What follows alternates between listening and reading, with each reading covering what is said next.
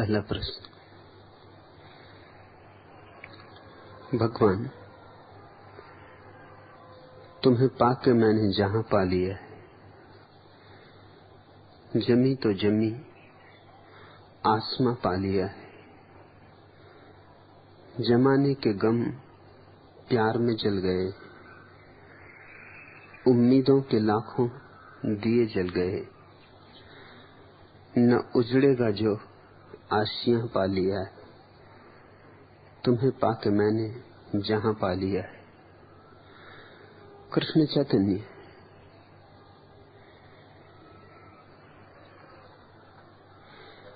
मनुष्य दिखाई पड़ता है बहुत छोटा, है नहीं। लगता तो है जैसे ओस की एक बूंद, पर है महासागर। ऊपर से देखो तो ओस की बूंद ही मालूम होगा, भीतर जागो तो असीम सागर है। मुझे पाके तुमने मुझे नहीं पाया, अपने को ही पाने की कला पा ली। मुझे पाकर तुम्हें अपने को ही भीतर से देखने का राज कुंजी मिल गई है। भीतर से देखो स्वयं को तो तुम्हारी कोई सीमा नहीं। सारा आकाश तुमसे छोटा है, सारे चांद तारे तुम्हारे भीतर हैं।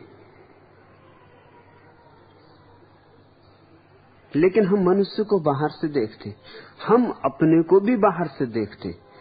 दूसरे को बाहर से देखें समझ में आता है, लेकिन अपने को भी दर्पण में देखते और दर्पण में देख के पहचानते। हमारी खुद से भी पहचान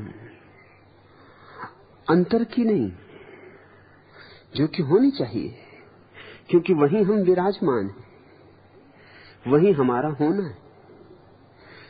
जहां हम हैं वहीं पैर जमा के अपने को नहीं देखते।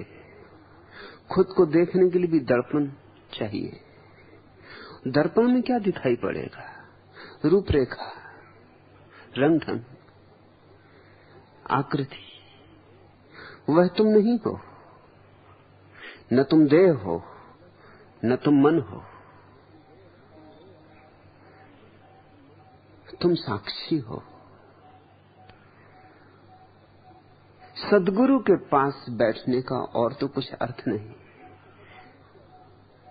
यही अर्थ है कि साक्षी का धीरे धीरे जागरण होने लगे। तुम नींद में थे, मैंने तुम्हें पुकारा और तुम थोड़ी करवट बदलने लगे हो। तुम्हारी पलकें थोड़ी थोड़ी खुलने लगी। तुम्हें जो अनुभव हो रहा है वह तुम्हारा ही है, उसमें मेरा कुछ भी नहीं है। तुम्हारे भीतर जो पड़ा था उसे ही मैंने झकझोरा है। जो संपदा तुम्हारी थी तुम्हें उससे परिचित कराया है, तुम्हें तुमसे परिचित कराया है। तब ऐसा होगा, लगेगा ऐसा ही। प्रथमता ऐसी ही प्रतीति होगी। तुम्हें पाके मैंने जहां पा लिया है, जमी तो जमी आसमां पा लिया है। जमाने के गम प्यार में जल गए। मनुष्य दुखी क्यों है? बस छोटी सी बात के कारण कि उसे प्यार की कला नहीं आती। उसकी पीड़ा क्या है कि प्रेम प्रकट नहीं हो पाता। अब प्रकट प्रेम ही पीड़ा बनता है और प्रकट प्रेम ही आनंद हो जाता है। अप्रगट प्रेम ऐसा है जैसे बीज, और प्रगट प्रेम ऐसा है जैसे बीज वृक्ष बना, वसंत आया, फूल खिले, गंध उड़ी। वृक्ष जब फूलों से लद जाता है तो उसके आनंद का पारावार नहीं, क्योंकि पाली उसने अपनी नियति। अपना गंतव्य, अपना लक्ष्य, अपने को व्यक्त कर लिया। गा लिया गीत जो गाना था, नाच लिया नृत्य जो नाचना था,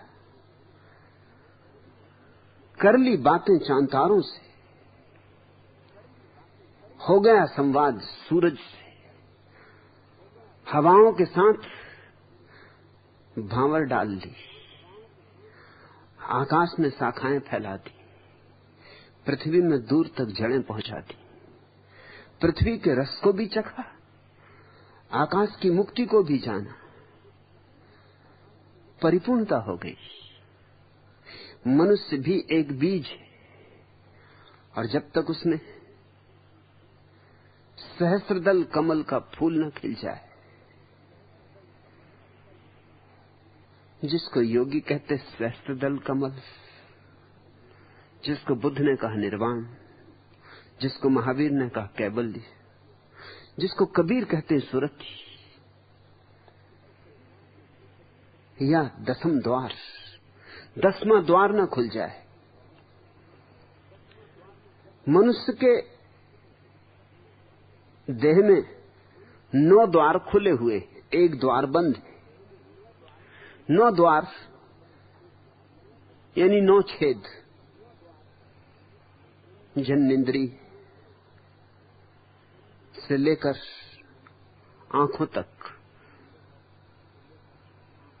गिनती कर लेना, 9 छेद। इनसे तुम जगत से जुड़े हो। आंख से तुम जुड़े हो प्रकाश से, कान से तुम जुड़े हो ध्वनि से, नाक से तुम जुड़े हो गंध से, मुंह से तुम जुड़े हो स्वाद से। ये 9 द्वार तुम्हें जगत से जोड़े हुए, यही तुम्हारा लेन देन है, व्यवसाय जगत से, व्यापार है। एक 10वां द्वार भी, सहस्त्रार, तुम्हारे मस्तिष्क में सबसे ऊंचाई पर वह बंद पड़ा है। वह तब तक बंद रहेगा जब तक तुम जागोगे नहीं, जब तक ध्यान की गरिमा गहनता न होगी, जब तक ध्यान की त्वरा न होगी, जब तक ध्यान एक जलती हुई अग्नि न बन जाए, तब तक 10वां द्वार नहीं खुलेगा।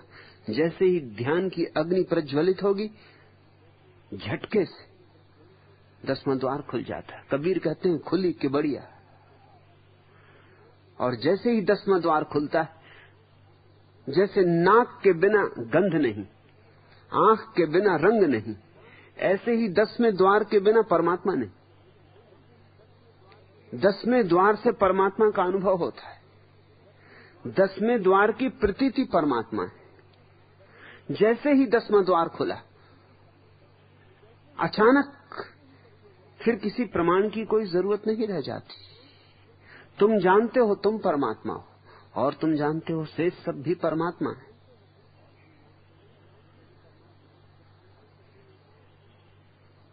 लेकिन 10वें द्वार को खोलने के 2 उपाय हैं। एक है ध्यान, एक है प्रेम।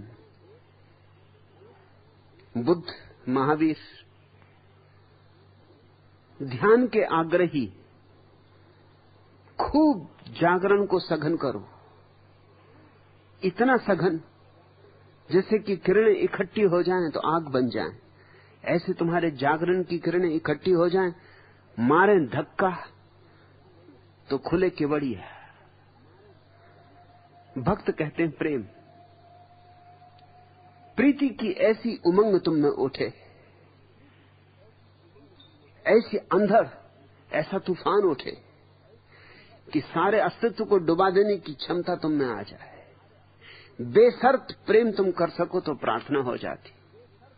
मांगो मत प्रेम के उत्तर में कुछ, तो प्रेम ही केवड़िया को खोल देगा। मांगा की चूके, मांगा की भिकमंगे हुए। प्रेम अगर इसलिए दिया कि उत्तर में कुछ मिल जाए, और लोग इसीलिए प्रेम करते कि उत्तर में कुछ मिल जाए, देते कम लेना ज्यादा चाहते। आदमी की व्यवसायी बुद्धि ऐसी। व्यवसाय का अर्थ ही ये होता है, लगाओ कम पूंजी कमाओ ज्यादा। एक यहूदी ने नया विक्रेता अपनी दुकान पर रखा था। यहूदी बाहर गया था, लौटा तो विक्रेता बहुत प्रसन्न था। उसने कहा कि मालिक, आप जान के प्रसन्न होंगे कि जो कोट वर्षों से आप नहीं बेच पाए वो मैंने बेच दिया। वो जो काले रंग का कोट था वो बेच दिया। कितने में बेचा? यहूदी ने बड़े घबरा के पूछा। तो उसने कहा कि जितने उस पर दाम पड़े थे, 98 सेंट। यहूदी ने माथा ठोंक लिया, कहा पागल, वो $98 का कोट था, 98 सेंट का नहीं। बेचारा विक्रेता तो एकदम हतप्रभ हो गया। सोचा था धन्यवाद मिलेगा, ये तो मुसीबत हो गई। उसके चेहरे का रंग उड़ गया, पीला जर्द हो गया, चक्कर सा मालूम होने लगा। लेकिन यहूदी ने कहा घबरा मत, फिर भी 10% का लाभ हमको हुआ है।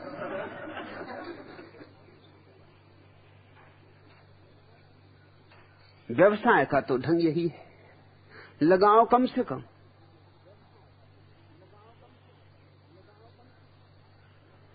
मुल्ला नसरुद्दीन से मैंने पूछा कि काफी मजे मौज चल रहे हैं,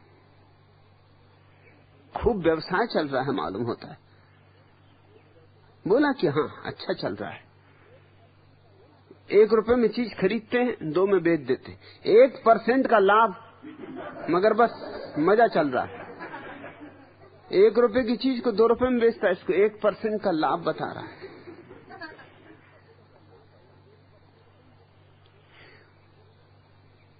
लोग कम से कम लगाएं और ज्यादा से ज्यादा ले लें, यह व्यवसाय बुद्धि है। और प्रेम में भी हम इससे भिन्न नहीं करते। कौड़ी देना चाहते हैं, हीरा पाना चाहते हैं, मगर जो व्यवसाय में चल जाता है वह प्रेम में नहीं चलेगा। प्रेम व्यवसाय नहीं है। प्रेम से ज्यादा गैर व्यवसायिक और कोई जीवन आयाम ही नहीं। ये काम ही सौदे का नहीं, ये काम तो दीवानों का है। और दीवानों की बड़ी कृपा है होशियारों पर, क्योंकि अगर होशियार ही होशियार दुनिया में होते तो प्रेम के फूल बिल्कुल समाप्त ही हो गए होते, प्रेम की भाषा ही भूल गई होती। ये तो कभी कभी कोई दीवाना, कोई कबीर, कोई मीरा, कोई चैतन्य पैदा हो जाता है और प्रेम के पाठ हम भूल नहीं पाते। फिर हमें प्रेम की याद दिला जाता है, हमारी क्षमता की खबर दिला जाता है। काश तुम बेशर्त दे सको, देने में ही आनंद पा सको, लेने में नहीं।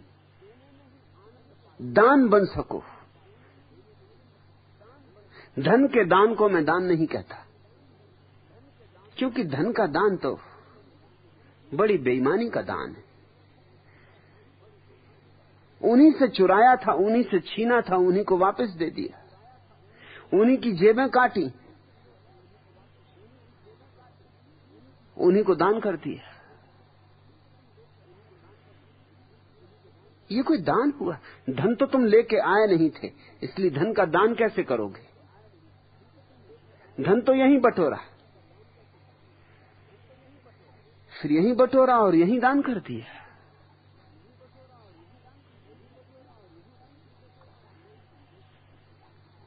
प्रेम का ही दान हो सकता है, क्योंकि प्रेम तुम लेके आए थे, यहां बटोरा नहीं।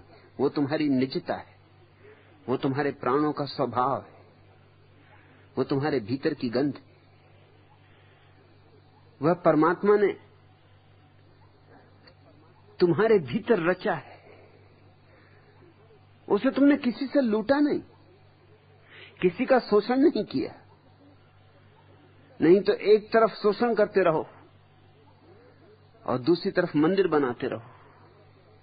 लोग करोड़ का शोषण करते हैं, लाख रुपए का दान कर देते हैं, सोचते हैं ऐसे भगवान को भी राजी रखेंगे, ऐसे परलोक में भी इंतजाम कर लेंगे। यहां भी मजे से रहेंगे, वहां भी मजे का इंतजाम कर रहे हैं। पहले से ही वहां के लिए भी उन्होंने सूत्रपात डाल दिया। लेकिन धन तुम्हारा है ही नहीं। ये ख्याल कि मैंने धन का दान किया भ्रांति है, अहंकार है। हां, प्रेम तुम्हारा है, और प्रेम का ही मात्र दान हो सकता है। भक्त कहता है प्रेम को लुटाओ, दो, और मजा यह है कि जितना दोगे उतना ही पाओगे। तुम्हारे भीतर अजस्त्र स्रोत खुलने लगे, जैसे कुएं से कोई पानी भरता रहे तो नए नए झरने कुएं को भरते जाते। कंजूस हो कोई, कुएं पे ताला मार दे, डर से कि कहीं कुएं का पानी न चुक जाए, तो सड़ जाएगा पानी, तो जहर हो जाएगा पानी, तो पीने योग्य न रह जाएगा, सांप बिच्छू पलेंगे कुएं में। और किसी दिन अगर जरूरत हुई तो जान लेगा उस कुएं का पानी। कुआं तो ताजा रहता है, जीवंत रहता है। जितना पानी खींचा जाए उतने ही झरने खुले रहते। जब पानी नहीं खींचता तो झरने अपने आप बंद हो जाते, उनकी जरूरत ही ना रही। ऐसा ही तुम पाओगे, जितना प्रेम दोगे उतने ही तुम्हारे भीतर नए झरने फूटने लगेंगे। जिस दिन तुम बांटते ही रहोगे, गणना भी ना करोगे, तौलोगे भी नहीं कि कितना बांटा, हिसाब भी ना रखोगे कि कितना बांटा, उस दिन तुम्हारे भीतर अनंत स्रोत खुल जाएंगे। उन्हीं अनंत स्रोतों से जो ऊर्जा बहेगी उसके धक्के से केवड़िया खुल जाएगी, 10वां द्वार खुल जाएगा। मैं तो दोनों रास्तों से राजी हूं, तुम्हें जो पड़ जाए, तुम्हें जो रुच जाए। मेरा किसी रास्ते पर कोई मोह नहीं, सब रास्ते उसी तक ले जाते, इसलिए रास्तों का क्या मोह करना। कृष्ण चैतन्य, तुम कहते जमाने के गम प्यार में जल गए। निश्चित ही प्रीति जला देती सारे दुखों को, सारी चिंताओं को। प्रेम की अग्नि राख कर देती कूड़ा करकट को, बच रहता है खालिश सोना। और तब निश्चित ही जीवन को एक नई दिशा मिलती। नहीं तो उलझे हैं व्यर्थ की चिंताओं में। जिन चिंताओं से कुछ लेना देना नहीं, उनमें उलझे। कितनी ही चिंताएं करो जिनका कोई हल तुम्हारे हाथ में नहीं, उनमें उलझे। जिनसे कुछ छुटकारा नहीं, जैसे मृत्यु, उसकी कितनी चिंता लोग करते रहते। मगर मृत्यु तो निरपवाद रूप से आएगी, चिंता क्या करनी, आनी ही है, बात खत्म हो गई। लेकिन उसकी ही चिंता में लगे रहते, मरते दम तक चिंता करते रहते। किसी तरह बचे रहे, बच के कुछ पाया नहीं। जिंदगी खाली की खाली थी, जिंदगी रूखी सूखी थी, एक फूल भी न खिला, एक बूंद भी अमृत की न निर्मित हुई, मगर फिर भी जीना है। जीने का मोह, तृष्णा, कौन जाने आज तक नहीं हुआ, कल हो जाए, तो कल को बचाना है, जीना है। मृत्यु से घबराए हुए, और मृत्यु तो आकर रहेगी। घबराने में ही जिंदगी चली जाएगी, और मृत्यु तो आकर रहेगी। किसी ने 2 शब्द कह दिए कठोर, और तुम दुखी हो गए, और कितनी चिंताएं, वर्षों बीत जाते, और किसी के कठोर शब्द तुम्हारे भीतर गूंज ही उठाते रहते, प्रतिशोध की, बदले की।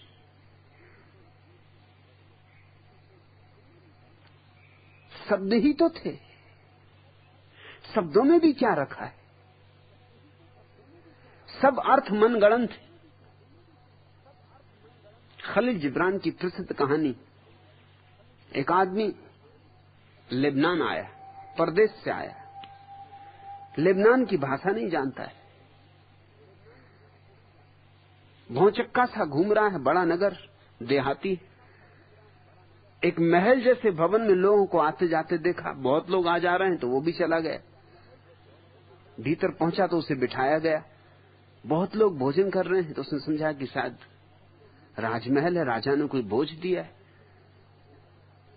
मन ही मन सोचा कि कहीं ऐसा तो नहीं कि मेरे ही स्वागत में भोज दिया हो, क्योंकि मैं ही एक अजनबी हूं यहां। और तभी थाली सज के आ गई, सुंदर सुंदर खाद्य पदार्थ, सजे हुए बैरे। वो थी एक होटल, मगर उसने समझा कि राजमहल है। राजमहल समझा तो उसके मजे का अंत न रहा। व्याख्या की बात, फूला न समाया। कहा कि राजा हो तो ऐसा हो। एक हमारा राजा है जिसने कभी एक 2 कौड़ी का भी आयोजन न किया। इसको कहते हैं दिल, इसको कहते हैं दिलदारी। फूला जा रहा था, मस्ती से भोजन कर रहा था। जब भोजन पूरा हो गया तो बैरा बिल लेके आया। बैरे को वो समझ रहा था कि कोई राजदूत शुभ्र वस्त्रों में सजा बजा बैरा था। बिल लेके आया तो उसने समझा कि राजा ने धन्यवाद दिया है कि आप आए, बड़ी कृपा की, भूल मत जाना, कुछ भूल चूक हुई हो तो क्षमा करना, फिर आते रहना। पढ़ तो सकता नहीं था, भाषा तो आती नहीं थी, तो वो झुक झुक के धन्यवाद दिया बैरे को। बैरा मांगे पैसे, वो झुक झुक के धन्यवाद दे। बैरा जितना पैसे मांगे वो उतना ही धन्यवाद दे। बैरा ने कहा अच्छी झंझट हुई। लेके मैनेजर के पास गया, सोचा कि शायद राजदूत अपने प्रधान के पास ले जा रहा है। मैनेजर का शानदार कमरा था, वो झुक झुक के खूब धन्यवाद देने लगा। मैनेजर ने कहा यह आदमी तो अजीब है, हम कुछ कहते हैं ये कुछ कहता, ये कौन सी भाषा बोल रहा है ये भी पता नहीं, और मस्त बड़ा दिखता है, पागल है या पिए है। इसे अदालत ले जाओ। अदालत का भवन और भी बड़ा था। उसने कहा कि मालूम होता है सम्राट ने स्वयं बुलवाया। मजिस्ट्रेट की शान देख के तो वो समझा कि सम्राट है। वो तो एकदम चारों खाने गिर पड़ा नीचे, साष्टांग दंडवत, और सम्राट को झुक झुक के नमस्कार करने लगा। मजिस्ट्रेट ने कहा आदमी या तो पागल है या पक्का शरारती, हम कुछ कहते हैं ये कुछ कहता है, उत्तर देते ही नहीं। इसको गधे पे बैठ के बिठा के तख्ती लटका के इसके गले में कि ये आदमी बेईमान है, बदमाश है, गांव में घुमाया जाए। वो तो बड़े खुश हुआ। जब उसके गले में तख्ती लटकाई गई तो उसकी छाती फूल के दुगनी हो गई। उसने कहा वाह रे लोगों, खिलाया भी पिलाया भी, राजा ने खुद स्वागत भी किया, और अब जुलूस निकाल रहे हैं, शोभा यात्रा, बच्चे भी इकट्ठे हो लिए, कुछ लोग भी पीछे चल पड़े। फालतू लोगों की कमी तो है नहीं दुनिया में, वो ऐसे ही घूमते रहते हैं कि कहीं कोई जुलूस हो, कोई हो हल्ला हो तो साथ हो ले। वो झुक झुक के लोगों को नमस्कार करे और तख्ती दिखाए, तो वो समझे कि सम्राट ने कुछ प्रमाण पत्र दिया है, शायद पद्म भूषण या भारत रत्न या ऐसी कोई पदवी दी है, या क्या मामला है। भीड़ में लेकिन एक ही दुख से खल रहा था कि आज इतना बड़ा स्वागत हो रहा है, काश अपने गांव का कोई होता। वही एक बात अखर दी कि गांव में जाके कहूंगा तो कोई मानेगा नहीं, वो कहेंगे सब झूठी बातें कर रहा है, गपशप मार रहा है। एक आदमी गवाह होता, तभी उसे भीड़ में अपने गांव का एक आदमी दिखाई पड़ा जो कि कोई 10-15 साल पहले गांव छोड़ दिया था और लेबनान आके बस गया था। उसने उस आदमी की तरफ देखा, उसको इशारे से हाथ किया कि देखो तख्ती, देखो मेरी हालत, देखो क्या मजा आ रहा। गांव का आदमी अब तक भाषा समझने लगा था, लेबनान का रंग ढंग समझने लगा था। उसने एकदम सिर झुकाया, वो भीड़ में गुप्त हो गया। इसने कहा हद हो गई, ईर्ष्या की भी सीमा होती। अरे ईर्ष्यालु, तेरा स्वागत नहीं हुआ। तो इतनी ईर्ष्या की तो बात न थी, 2 शब्द तो बोल लेता। ऐसे भाग जाना।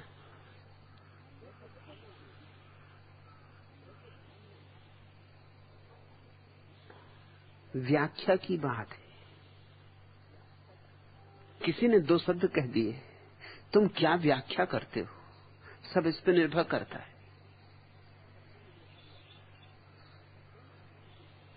जैसी चाहो व्याख्या कर लो। शब्दों में क्या है? शब्दों में कुछ अर्थ थोड़ी। शब्द तो काम चलाओ,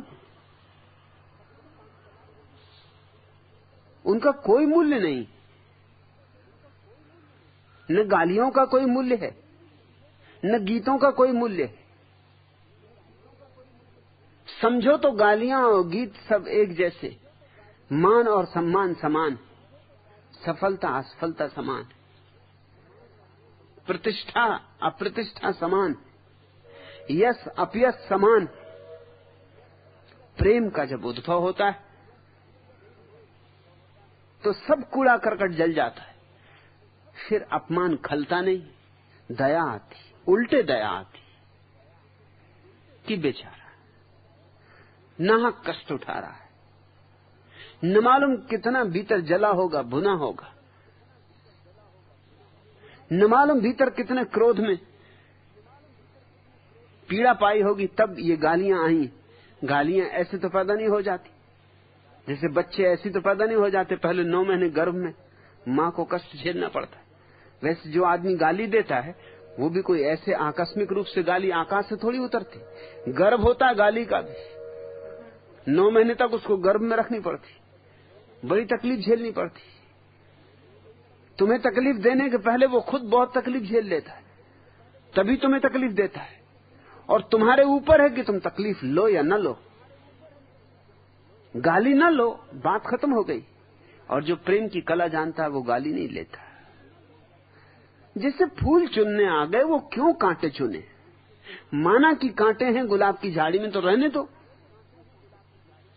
जैसे फूल चुनने आ गए, वो कांटों से बच जाता, फूल चुन लेता। तब ये सारा जगत एक नई अर्थवत्ता से, एक नई गरिमा से भर जाता है। तुम ठीक कहते कृष्ण चैतन्य, जमाने के गम प्यार में जल गए, उम्मीदों के लाखों दिए जल गए, और फिर ही उम्मीद का दिया जलता है। क्योंकि तभी पहली बार तुम्हें लगता है कि हां, जीवन व्यर्थ नहीं, कि हां, जीवन निरर्थक नहीं, कि हां, जीवन एक दुर्घटना मात्र नहीं थी। इसके पीछे एक गहन प्रयोजन था, इसके पीछे एक छिपी हुई अंतर यात्रा थी। हम किसी दिशा में चल रहे थे, पहुंचकर ही पता चलता, मंजिल पर पहुंच के ही पता चलता है कि हम मार्ग पर थे। मंजिल पर पहुंचे बिना पता भी चले तो कैसे चले? नदी जब उतरती है हिमालय से तो कैसे जाने कि सागर की तरफ जा रही? कैसे माने कि सागर है? न जाना, न देखा, न पहचाना। और जो सागर में गई नदियां, वे लौट के कहती नहीं। ये नदी तो सागर में जब गिरेगी तभी जानेगी कि अरे, वे सारे पर्वत श्रृंखलाएं, वे लंबी यात्राएं, खाई खड्ड, उल्टे सीधे मार्ग, अड़चने, सब इस गंतव्य के लिए थी, इस महासागर में लीन होने के लिए थी। तब सब अचानक सार्थक हो जाता है। सब दुख, सब सुख सीढ़ियां बन गए। तब सारी यात्रा पीछे लौटकर स्पष्ट हो जाती, जो पहले कभी स्पष्ट नहीं थी। अंतिम अनुभव में ही कि बढ़िया जब खुले, 10वां द्वार जब खुले, तब तुम पाओगे कि जो भी जीवन में जाना, माना, पहचाना, उस सब की एक गहन अर्थवत्ता थी। वह सब एक तारतम्य में बंधा था, उसकी एक श्रृंखला थी। वह किसी दिशा में हमें गतिमान कर रहा था। पहुंचकर ही पता चलता है कि हम पथ पर थे।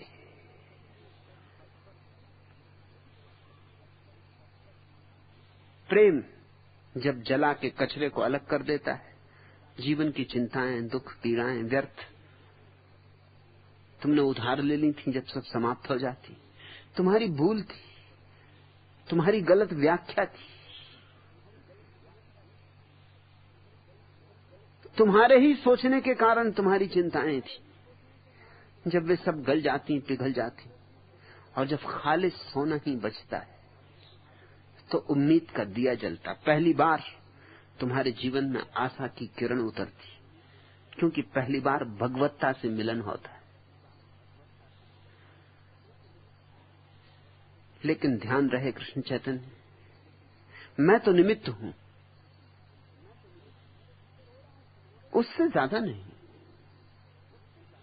जो तुम्हारे भीतर हो रहा है तुम्हारे ही भीतर हो रहा है।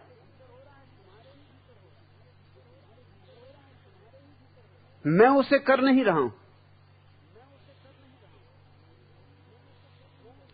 हो सकता है मेरी मौजूदगी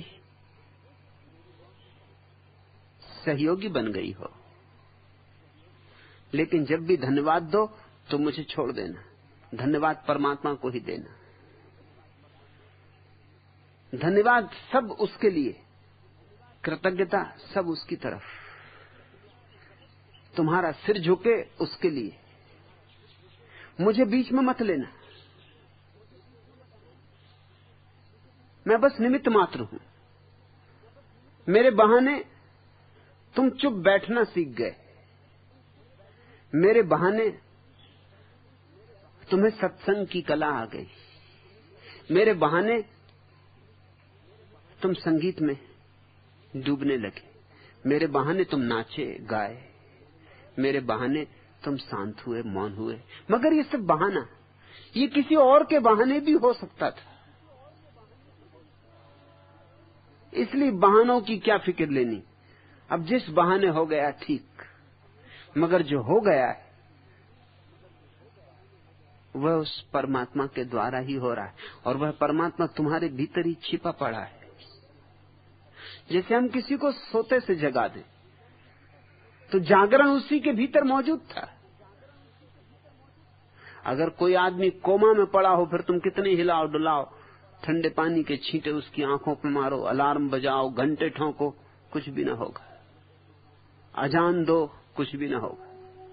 वो कोमा में पड़े या कोई मरी गया हो, अब तुम कितनी शोरगुल मचाओ, अच्छा बुरा कुछ भी कहो, अब कुछ भी ना होगा। वो तो जीवित हो और अभी जागने की क्षमता हो तो कुछ हो सकता है। मुल्ला नसरुद्दीन की पत्नी मरी, जब उसे लेके उतर रहे थे ऊपर की मंजिल से, जीना छोटा सकरा, नीचे के दरवाजे पे आके अर्थी को धक्का लग गया दरवाजे का, और पत्नी उठ बैठी।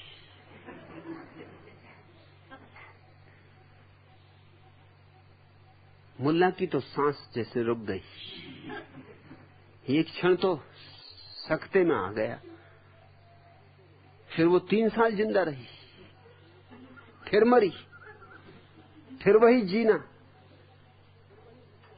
फिर अर्थी उतरने लगी। जैसे ही नीचे दरवाजे के करीब आने लगी अर्थी, मुल्ला चिल्लाया, भाइयों जरा संभल के, ये वही दरवाजा है, पिछली बार ठोकर मार के तुम तो घर चले गए, फिर 3 साल जो मुझ पे गुजरी वो मैं ही जानता हूं।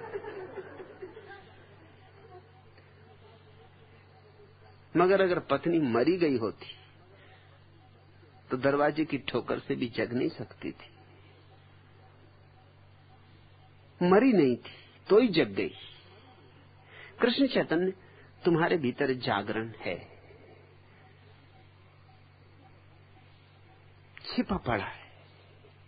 मैंने तुम्हें झकझोरा, तुम जग गए, जगने लगे, तुमने आंखें खोल ली। सुबह सूरज निकलता है, कंकड़ पत्थर तो फूल नहीं बन जाते, कलियां फूल बन जाती। क्योंकि कलियां फूल बन सकती हैं, उनमें बनने की क्षमता है। कंकड़ पत्थर तो कंकड़ पत्थर ही रहेंगे, चाहे रात हो चाहे दिन हो, क्या फर्क पड़ता है। लेकिन कलियों को बहुत फर्क पड़ता है।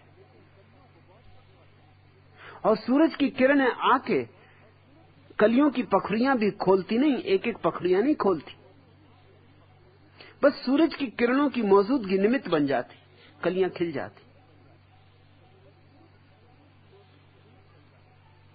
सत्संग निमित्त है।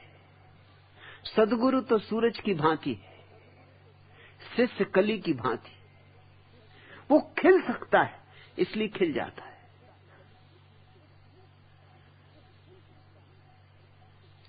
और जरूर फिर लाखों उम्मीदों के दिए जलते, क्योंकि पहली बार लगता है कि पैरों में घूंघर बंधे, पहली बार तुम्हारे पैर जमीन पर नहीं पड़ते, पहली बार खुमारी चढ़ती, आंखें मस्त होने लगती, कोई भीतरी शराब रोए रोए को डुबा लेती, और पहली बार दिखाई पड़ता है हम क्या हो सकते, हमारे होने की कितनी बड़ी क्षमता है, हम विराट हैं, अहम ब्रह्मास्मि।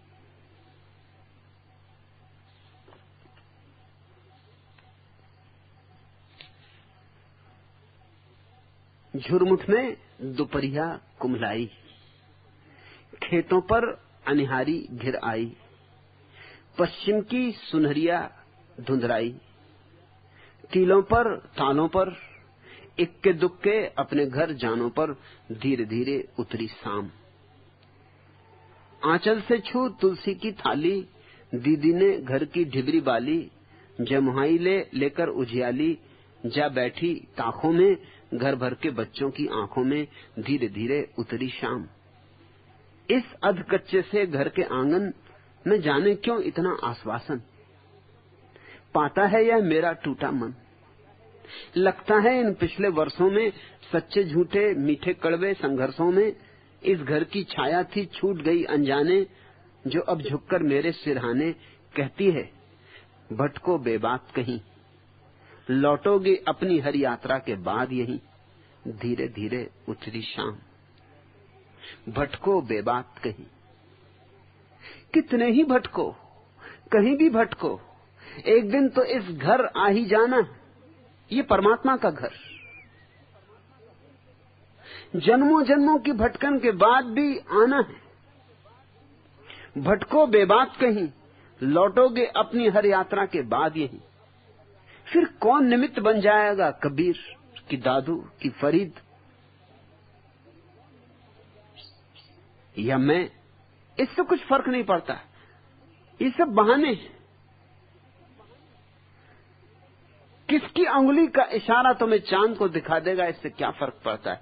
चांद दिख गया, अंगुली भुला देनी चाहिए। अंगुलियों को हम धन्यवाद नहीं देते, चांद दिख जाए।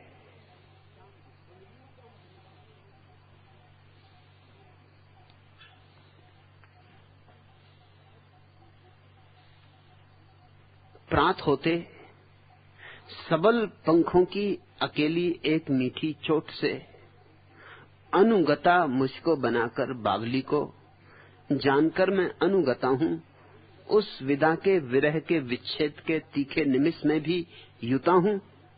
उड़ गया वह बावला पंछी सुनहला, कर प्रहर्षित देह की रोमावली को प्रात होते। वही जो थके पंखों को समेटे, आश्रय की मांग पर विश्वास की चादर लपेटे, चंच की उन्मुख विकलता के सहारे नम रही ग्रीवा उठाए, सिहरता सा कांपता सा नीड़ की नीड़स्त सब कुछ की प्रतीक्षा भांपता सा, निकट अपनों के निकट तक भवितव्य की अपनी प्रतिज्ञा के निकटतम इस विबुद्ध सपनों की सखी के आ गया था। रात होते उड़ गया वह बावला पंछी सुनहला, कर प्रहर्षित देह की रोमावली को प्रात होते। सांझ पक्षी आ जाते, वृक्षों पर बसेरा कर लेते। रात भर विश्राम, सुबह होते उड़ जाते। कृष्ण चैतन्य तुम्हारी सुबह अब करीब है।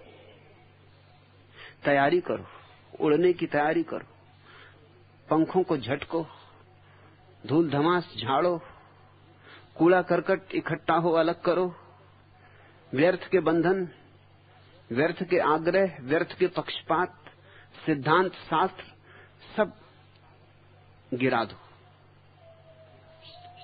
सुबह करीब है, उड़ने की घड़ी आ गई। रात जो बना ली थी बहुत सी आसक्तियां लगाओ, अब उनसे पार उठना है। सूरज निकलेगा, आकाश में उसके किरणों का जाल फैलेगा, दूर तुम्हें पुकारेगा।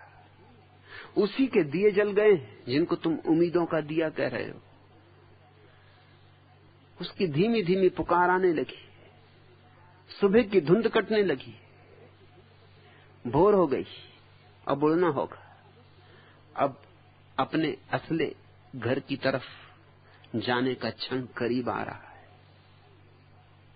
उसकी तैयारी में लगो। मैं यहां कोई औपचारिक धर्म तुम्हें नहीं दे रहा हूं। औपचारिक धर्म सस्ता होता है, मंदिर गए, सिर पटक लिया, आ गए, 2 पैसे दान कर दिए, कि कभी सत्यनारायण की कथा करवा ली, कि बैठ के कभी माला फेर ली। मैं तुम्हें कोई औपचारिक धर्म नहीं दे रहा हूं। न तो यहां जो दिया जा रहा है वह हिंदू है, न मुसलमान है, न जैन है, न ईसाई। यहां तो सुबह सिर्फ सुबह होने की खबर दी जा रही। सुबह कैसे करीब आए उसका विज्ञान समझाया जा रहा है। और जब सुबह आ जाए तो तुम कैसे उड़ सको, तुम जो कि वर्षों से, जन्मों से नहीं उड़े हो, फिर कैसे अपने पंखों को उड़ा सको, फिर कैसे पंखों को तौल सको आकाश में, क्योंकि फिर लौटना नहीं। उस अनंत यात्रा पर निकलने की तैयारी की ही ये सूचनाएं। इसलिए तुम कह पा रहे हो, तुम्हें पाके मैंने जहां पा लिया है, जमी तो जमी, आसमां पा लिया है। जमाने के गम प्यार में जल गए, उम्मीदों के लाखों दिए जल गए, न उजड़ेगा जो आशियां पा लिया है। तुम्हें पाके मैंने जहां पा लिया है। दूसरा प्रश्न, भगवान, मेरे बूढ़े ससुर जवान बेटे की अचानक मृत्यु से विक्षिप्त से हो गए और मैं संसार से बिल्कुल मुक्ति पाना चाहती हूँ, किंतु मेरे ये गेरुआ वस्त्र कहीं उनकी मृत्यु का कारण न बने और मैं संन्यास लेना चाहती हूँ। कृपया मार्गदर्शन करें, बड़ी आशा लेकर आई हूँ। उर्मिला, बेटी की मृत्यु से कोई विक्षिप्त नहीं होता। हाँ, बेटे से आसक्ति हो तो विक्षिप्तता आ सकती, मृत्यु से नहीं, आसक्ति से। और आसक्ति तो विक्षिप्तता लाएगी। लेकिन हम बड़े होशियार हैं, हम अपनी आसक्तियों को छिपा लेते और झूठे बहानों पर थोप देते। बेटा मर गया इसलिए विक्षिप्त,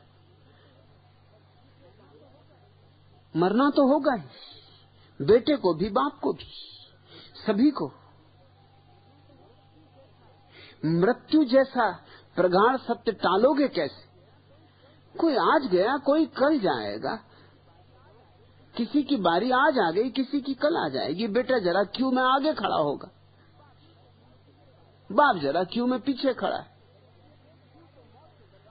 क्यों तो मौत के दरवाजे पे ही लगा है, और क्यों रोज छोटा होता जा रहा है।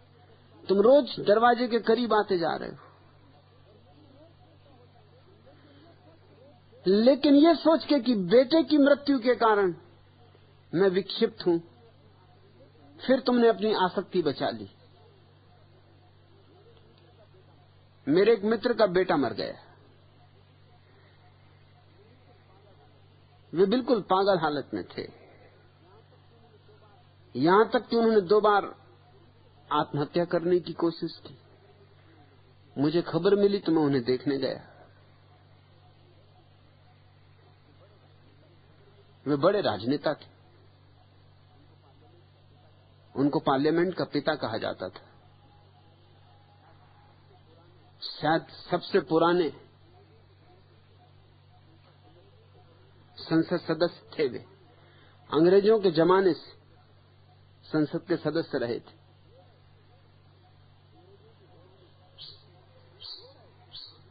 रो रहे थे, आंख से आंसू गिर रहे थे, लेकिन बगल में तारों की गिड्डी लगा रखी थी।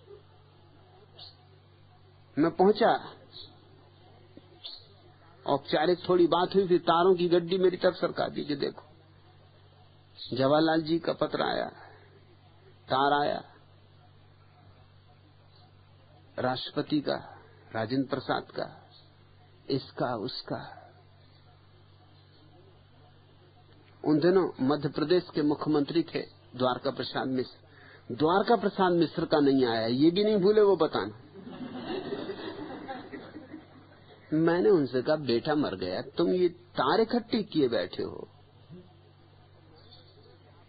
और मैंने तो सुना कि आपने 2 बार आत्महत्या करने की कोशिश की, कहीं ये द्वारका प्रसाद का पत्र नहीं आया, तार नहीं आया, इसी कारण तो नहीं। उन्होंने कहा आप भी इस क्षण में मजाक करते।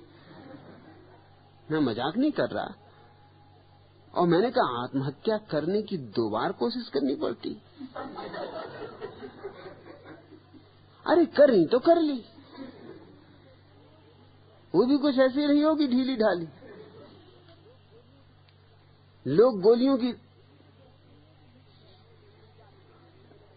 पी जाते, गोलियां ले लेते, मगर वो भी हिसाब से लेते, कहीं मरी ना जाए।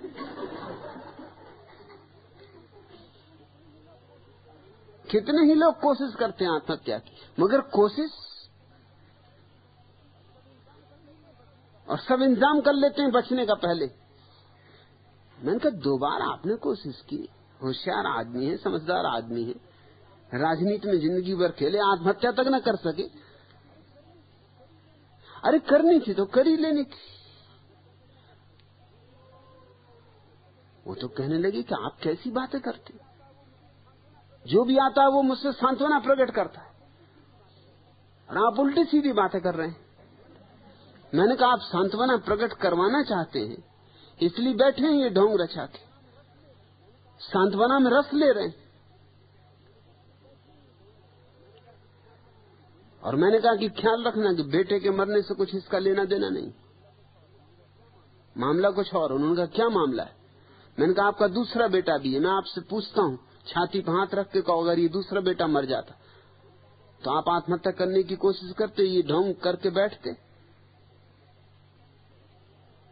उन्होंने थोड़ा सोचा और कहा कि नहीं, कि दूसरा मरता तो मैं आत्महत्या नहीं करता, दूसरा मरता तो मैं सोचता अच्छा ही हुआ, क्योंकि इस दूसरे ने मुझे इतना दुख दिया है, ये दूसरे किसी काम का ही नहीं।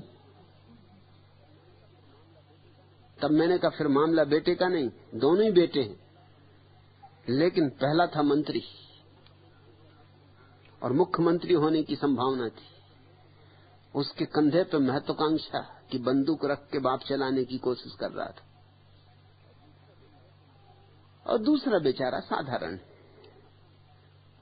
जैसा साधारण आदमी होता, कोई नेता नहीं, कोई महत्वाकांक्षी नहीं। मेरे हिसाब से तो दूसरा बेहतर आदमी। हाँ माना कि कभी कभी शराब भी पी लेता है, पर मेरे हिसाब से राजनीति की शराब से तो साधारण शराब कुछ बुरी नहीं।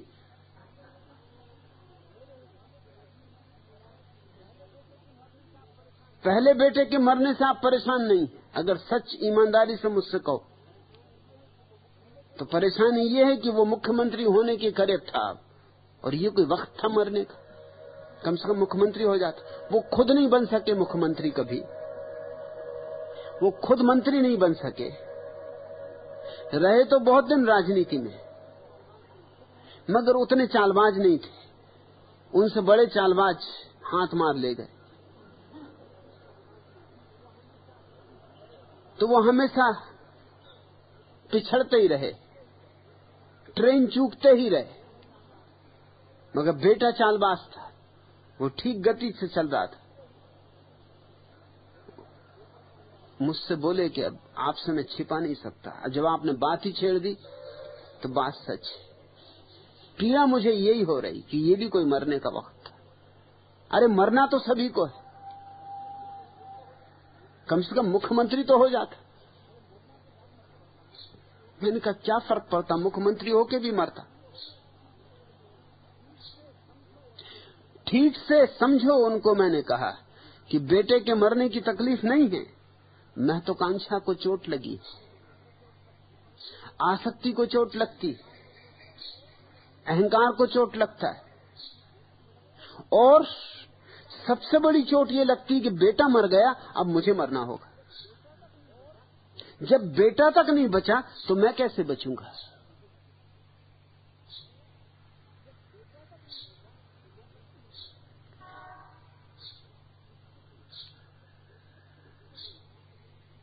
इससे तुम उर्मिला इस भाव को तो बिल्कुल छोड़ ही दो कि जवान बेटे की अचानक मृत्यु से सभी मृत्युएं अचानक होती। तुम सोचते हो तुम्हारे ससुर के जवान बेटे की मृत्यु अचानक हुई तो बाकी लोगों की मृत्यु का खबर दे के आती।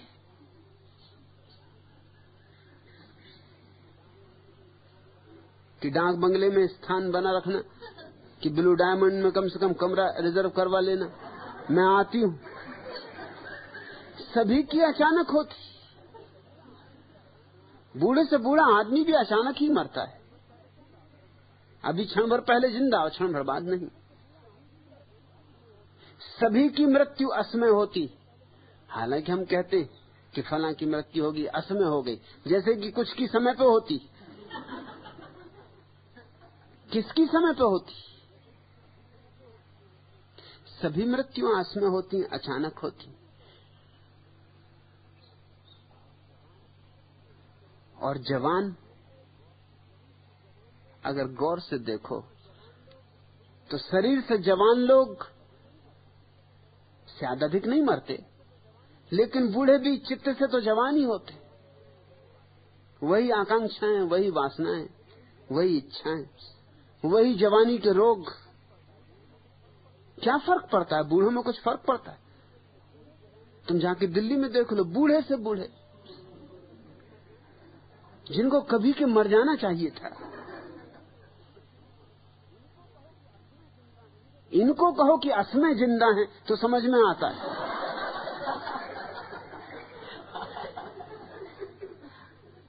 कि अचानक जिंदा, जिनको नहीं होना चाहिए, किसी वजह से भी होने का कोई कारण नहीं, वो न केवल जिंदा है बल्कि छाती पे बैठे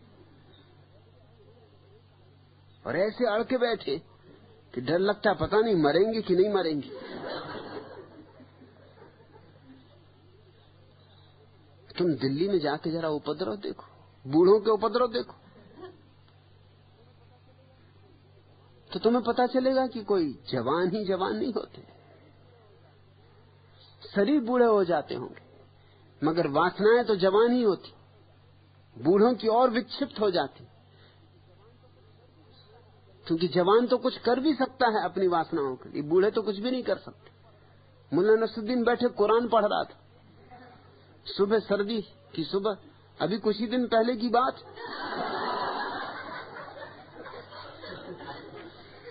लेकिन कुरान कौन पढ़ता है? तो बूढ़े ऐसा रख लेते हैं कुरान को सामने। मगर देख रहा था सड़क पर एक सुंदर स्त्री निकली, एकदम आवाज दी, फजलू फजलू, दांत ला। फजलू ने कहा कि कुरान पढ़ने में दांत की क्या जरूरत है? उसने कहा दांत ला पहले। एक जवान स्त्री जा रही, सीटी बजाने का मन हो रहा।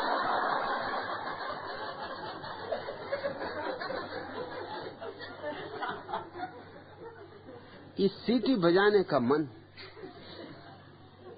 दांत न हो तो भी समाप्त नहीं होता।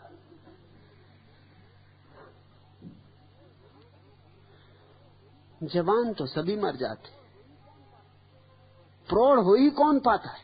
हाँ, कोई बुद्ध, कोई कबीर, कोई जीसस, कोई महावीर, कोई मोहम्मद, ऐसे लोग प्रौढ़ होते। बाकी तो अप्रोढ़ ही मरते। शरीर के धोखे में मत आना, शरीर तो बूढ़ा सभी का हो जाता है, लेकिन आत्मा की प्रौढ़ता जिसकी हो जाए उसकी मृत्यु धन्य भाग, नहीं तो सभी की मृत्यु वैसा ही है, दुर्भाग्य जैसा उनका जीवन था। और तू कहती है उर्मिला कि वो विक्षिप्त से हो गए हैं बेटे की अचानक मृत्यु से। क्या तू सोचती जितने लोग विक्षिप्त होते हैं वो सब बेटों की अचानक मृत्यु से विक्षिप्त होते? बेटे की मृत्यु तो सिर्फ बहाना होगी। अगर बेटा ना मरता तो किसी और कारण विक्षिप्त होते। अगर विक्षिप्त होने की भीतर संभावना थी तो कारण कोई ना कोई मिल ही जाता। ये तो बहाने हैं कि बेटा मर गया, अच्छा बहाना मिल गया, अब लोग कुछ कह भी नहीं सकते। अब विक्षिप्त होने के लिए तुम्हें पूरी स्वतंत्रता मिल गई, नहीं तो किसी और बहाने विक्षिप्त होते, धंधे में नुकसान लग जाता। और ऐसे ही नहीं कि नुकसान लगने से लोग विक्षिप्त होते, अरे कभी कभी ज्यादा लाभ हो जाता उससे भी विक्षिप्त हो जाते। लॉटरी खुल गई और विक्षिप्त हो गए। आदमी को विक्षिप्त ही होना हो तो बहानों की इस संसार में कोई कमी नहीं। एक स्त्री के पति को लॉटरी मिल गई, वो बहुत घबराई। पति तो दफ्तर में थे, घर खबर आई कि लॉटरी मिल गई 10 लाख रुपया। वो इतनी घबरा गई, ईसाई स्त्री पास के पड़ोसी पादरी के पास भागी गई और पादरी से कहा कि अब आप ही संभालो, मैं डरती हूं क्योंकि मुझे मालूम उन्हें 10 रुपए का नोट भी पड़ा मिल जाए तो रात भर नहीं सो सकते। उनकी एकदम हृदय की धड़कन बढ़ जाती, खून की चाल बढ़ जाती। 10 लाख रुपए बर्दाश्त न कर सकेंगे, वो मरी जाएंगे, नहीं तो पागल हो जाना तो निश्चित ही। अब आप बचाओ, आप ही बचा सकते हो और कोई नहीं बचा सकता। पादरी ने कहा बिल्कुल फिक्र मत कर, यही हमारा काम, मैं आता हूं, पति के आने के पहले मैं आ जाता हूं। पादरी आके जम के बैठ गया। पति दफ्तर से आए, पादरी ने पूरी की पूरी व्यवस्था बना ली थी कि धीरे धीरे बताना, एकदम से 10 लाख रुपया ज्यादा हो सकता है, सिर की नसें फट जाएं, कुछ हो जाए। तो पति ने कहा सुनते हो 50,000 रुपए मिले लॉटरी में। फिर देखा उसने कि क्या असर पड़ता है। अगर 50,000 पचा जाए तो फिर 50,000 और बताएंगे, वो भी पचा जाए तो फिर और ऐसे धीरे धीरे बता के 10 लाख बता देंगे। पति ने कहा 50,000, अगर 50,000 मुझे मिले 25,000 आपके चर्च के लिए दान। पादरी वहीं गिरा, उसका हार्ट फेल हो गया। उसने सोचे नहीं था ये 25,000 एकदम से।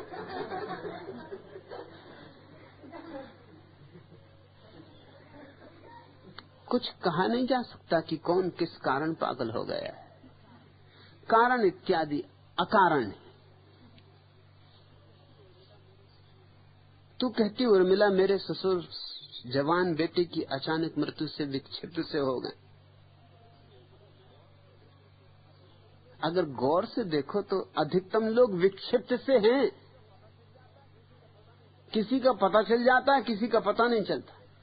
शायद बेटे के मरने से तेरे ससुर की असलियत का पता चल गया और कुछ मामला ज्यादा नहीं हो गया।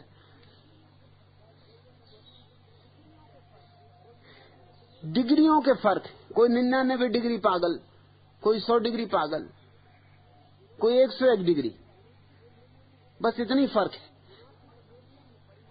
कोई गुणात्मक भेद नहीं है, परिमाण का भेद है।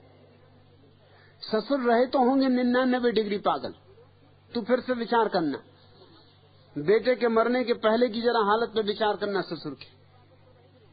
99 डिग्री पागल तो रहे ही होंगे। हाँ, हो सकता है बेटे ने ऊंट पर आखिरी तिनका कि ऊंट बैठ गया।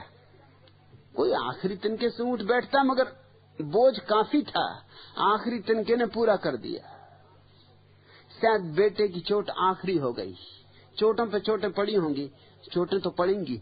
जहां आसक्ति है वहां चोट पड़ेगी। जहां आसक्ति है वहां विक्षिप्तता की संभावना है। आसक्ति विक्षिप्तता है, छिपी हुई बीज है उसका। लेकिन हम विक्षिप्तता को भी छिपाने के उपाय कर लेते हैं। कोई आदमी बैठा हुआ माला फेर रहा है, उसको हम पागल नहीं कहते, लेकिन अगर रूस में वही आदमी माला फेले, फौरन उसको पागल खाने भेजा जाए। क्योंकि ये कोई बात हुई कि सुबह सुबह बैठे और माला फेर रहे। रूस जाओ तो भूल के माला मत फेरना, नहीं तो लोग समझेंगे विक्षिप्त हो, क्योंकि उन्होंने धर्म की आड़ छोड़ दी। अब धर्म की आड़ में विक्षिप्तता नहीं चल सकती वहां। मैं एक सज्जन को जानता हूं जो नल से पानी भरे, स्त्री दिख जाए, फिर से बर्तन मांजे, फिर से पानी भरे। मेरे पड़ोस में रहते थे, उनकी बड़ी ख्याति थी, उनको लोग महात्मा मानते थे। वे है तो पहुंचा हुआ सिद्ध। कभी कभी तो उनको 10 दफे 20 दफे बाद बर्तन मानना पड़े, मगर वो भी एक थे जिद्दी। अब ये पागलपन ही है, मगर धार्मिक हवा में इसका नाम धार्मिकता। स्त्री दिख भर जाए, पड़ोस में एक स्त्री रहती थी, मैंने उससे कहा कि मैं तुझे 10 रुपए दूंगा, तू आज महात्मा को दिखती ही रहे, कब तक ये मलते हैं बर्तन देख। उसे 10 रुपए मिले, उसने कहा ठीक। तो महात्मा बर्तन मले, वो जब बर्तन मल के जैसे पानी भरे, वो स्त्री फिर निकल आए। 1 दफा 2 दफा 3 दफा वही की वही स्त्री। 25-30 दफा उन्होंने बर्तन मला, दोपहर होने लगी। फिर उन्हें राज को समझ में आ गया, बर्तन वहीं पटका, भागे हुए आके मेरे पास आए, कहा कि बंद करवाइए। मेरा इसमें क्या लेना देना। उसने कहा कि वही की वही औरत बार बार आ रही है, मुझे शक कि आपका इसमें हाथ। मैंने कहा तुम ही क्यों नहीं बंद करते, तुम ही कह दो कि आओ जिसको आना हो, आज बर्तन नहीं मलेंगे। तुम मालिक हो, तुम मुख्तियार हो। और मैंने कहा स्त्री देख के तुम्हारा बर्तन कैसे गंदा हो जाता है, ये भी समझ नहीं आता। आंख पे पानी मार लिया करे, बर्तन तो देख ही नहीं सकता कि स्त्री आई कि पुरुष आया, कौन आया। बर्तन तो बर्तन, ना आत्मा बर्तन में, ना आंखें बर्तन में। बर्तन को क्या पता, बर्तन को नाक घिसते हो, समय खराब करते हो। और स्त्री आई, आंख पे जब पानी मार लिया, यह स्त्री आई तो आंखें बंदी कर ली। और फिर मैंने तुमसे कहा कि मां के पेट में 9 महीने रहे कि नहीं, फिर मां के स्तन से दूध पिया कि नहीं, और दिन में और दूसरे काम भी करते रहते हो। स्त्रियां दिखाई पड़ती तब झंझट में नहीं आते कि कपड़े पहने चले जा रहे, स्त्री दिख गई फौरन कपड़े धोने लगे।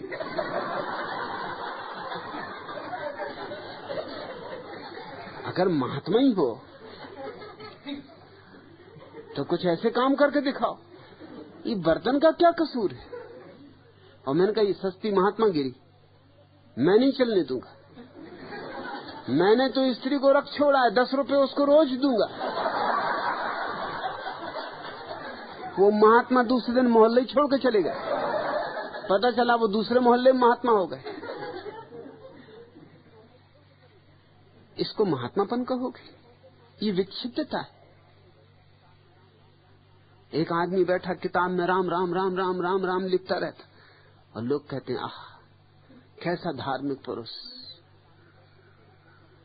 तुम जरा एक किताब में बैठ के लिखो ना Coca Cola Coca Cola Coca Cola, और तुम्हारी पत्नी देखेगी, बेटा देखेगा और कहेगा कि चलो डॉक्टर के पास। ये क्या कर रहे?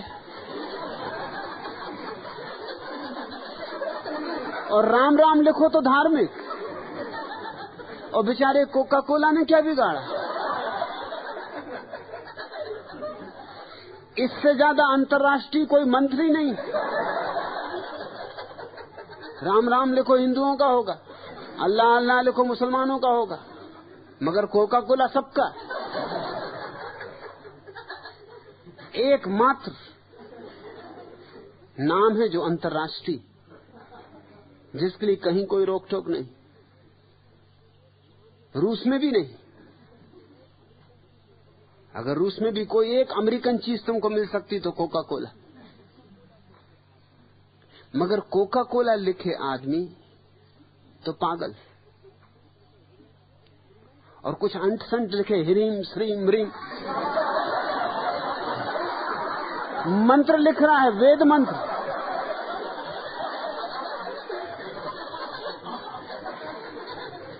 तेरे ससुर उर्मिला पहले से कुछ गड़बड़ रहे होंगे, ये बेटे ने तो कलई खोल दी। उनका इलाज करवाओ, इसमें बेटे के मरने का कोई कसूर नहीं। उनको आवश्यकता है कि थोड़ी आसक्ति से मुक्त होना सीखें। उनको आवश्यकता है कि जीवन के इस परम सत्य को स्वीकार करना सीखें कि मृत्यु है, और बेटे की मौत से कुछ पाठ सीखें कि जब बेटा तक नहीं बचा तो मैं कितनी देर बचूंगा।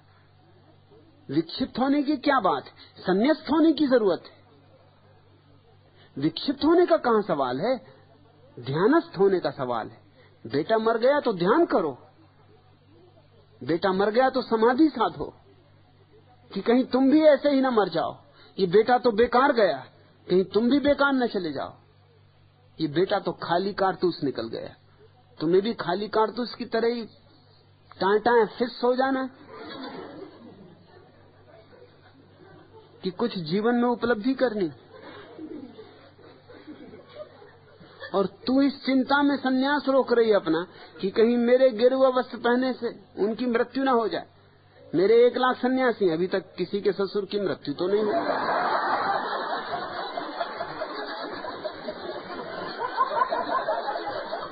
सिर्फ गणित के आधार पर ही काफी है, मत घबरा।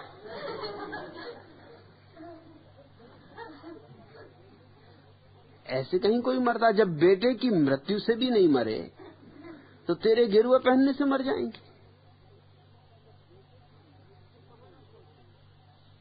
ये तू बहाना खोज रही, अब ये ससुर की आड़ कि कहीं ससुर न मर जाए, और तू गेरुआ नहीं पहनेगी तो ससुर नहीं मरेंगे, ये पक्का है। अगर ये पक्का हो तो मैं कहता हूं गेरुआ मत पहन, रहने दो बेचारे ससुर को जिंदा, सदा जिंदा रहने दो।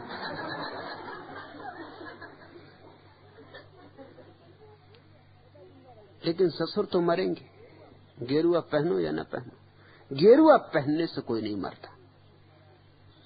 न तो अब तक कोई ससुर मरा, न कोई सास मरी, न कोई पिता मरे, न कोई मां मरी, न कोई पत्नी मरी, न कोई पति मरा, न कोई बेटा, कोई नहीं मरता।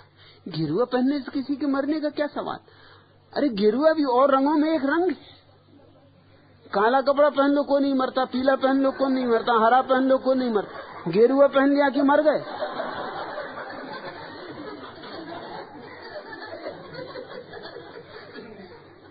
गेरुआ क्या कोई जहर है?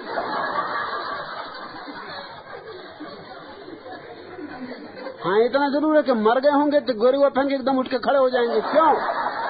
ये तूने क्या किया?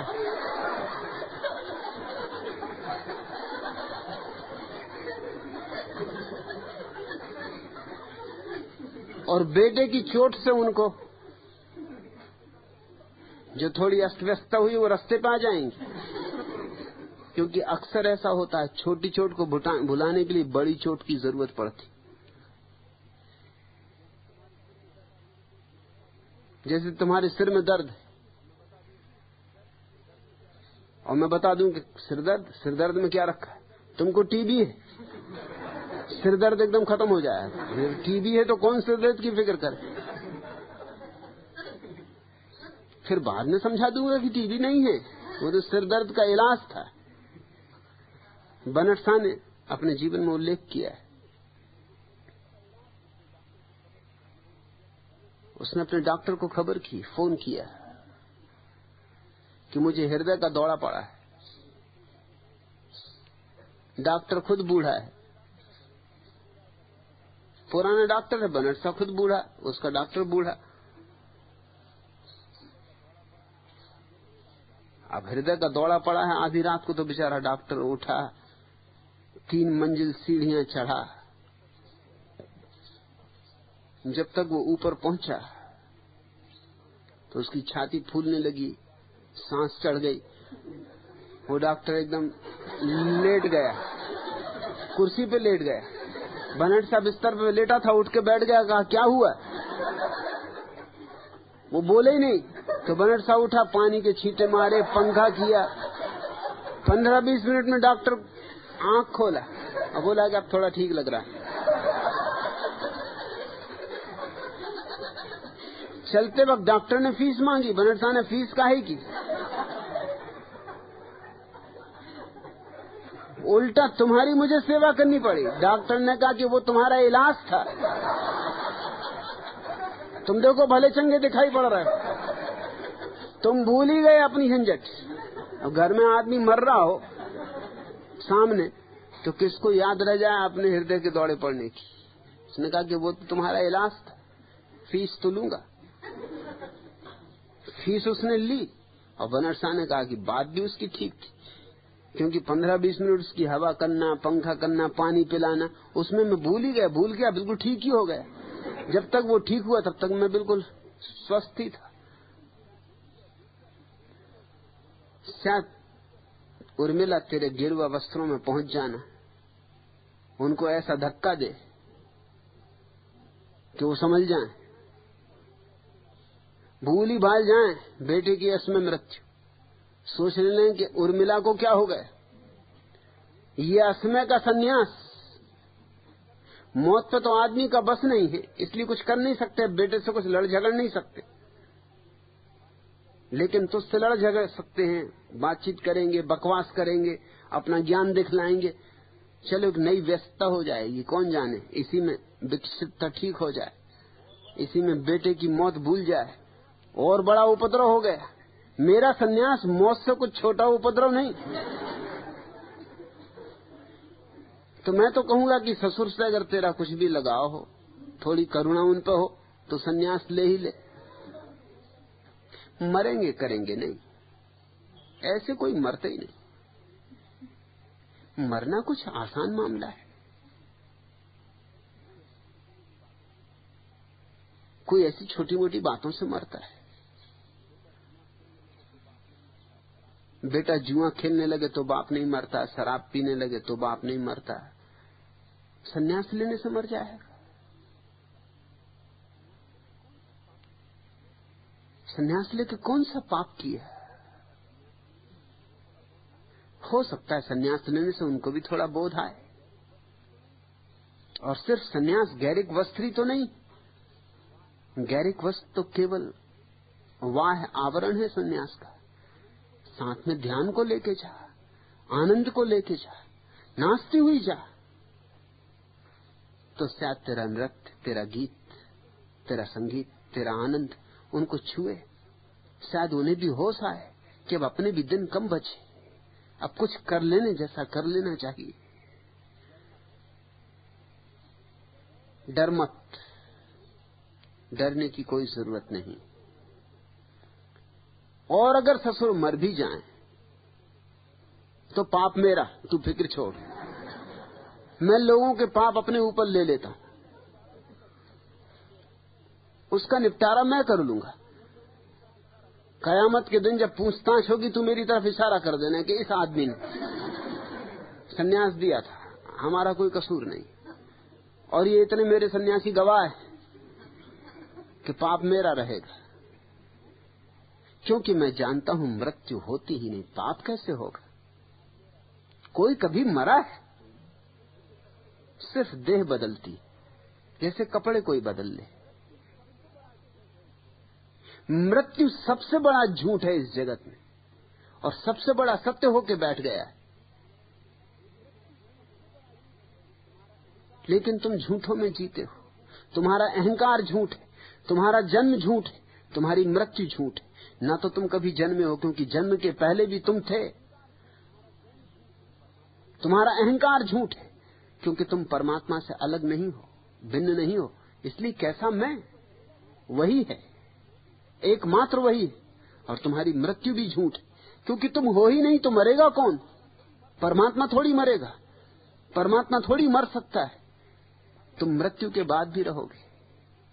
असल में मैं असली झूठ है, जिसके कारण दो झूठ और पैदा हो गए, जन्म और मृत्यु। ये ख्याल कि मैं अलग हूं नई नई भ्रांतियां पैदा करवाता है कि मेरा जन्म हुआ, अब मेरी मृत्यु होगी। मैं हूं ही नहीं, ये जानना ही संन्यास है। मैं असत्य हूं, ये अहंकार झूठ है, परमात्मा सत्य है। मैं उसी की एक लहर हूं, ये जानना संन्यास है। और जिसने ऐसा जान लिया कि मैं सिर्फ एक लहर मात्र हूं, उसके जीवन में कहां मृत्यु, कहां जन्म। तू मृत्यु और जन्म से मुक्त होकर जा, शायद तेरी मुक्ति तेरे ससुर को भी इशारा बन जाए, शायद उनके जीवन क्रांति का कारण बन जाए। इस अवसर को छोड़ मत। तू कहती और मैं सन्यास लेना चाहती हूं, बड़ी आशा लेकर आई, बड़ी आशा लेके आई, तो खाली हाथ मत जा। मैं तेरी झोली भरने को राजी हूं।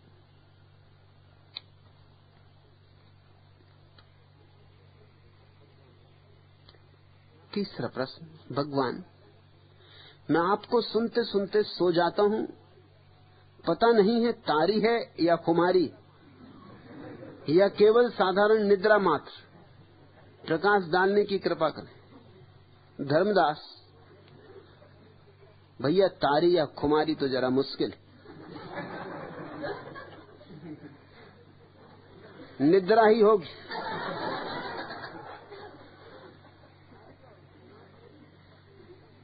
तारी और खुमारी होती तो प्रश्न उठता ही नहीं। लेकिन कुछ चिंता न लेना, धर्म सभा का ये नियम है। वहां जो न सोए सो ना समझ, समझदार तो गहरी निद्रा लेते। यही तो अवसर है सोने का। रात इत्यादि तो दूसरे कामों के लिए बनी, चिंताएं हजार, सपनों की भीड़, कहां फुर्सत। धर्म सभा ऐसी जगह, न चिंता न फिकर, न घर न द्वार, न पत्नी न बच्चे, एकदम निश्चिंत। ऐसा अवसर कौन छोड़े? लोग घुर्राटे लेते।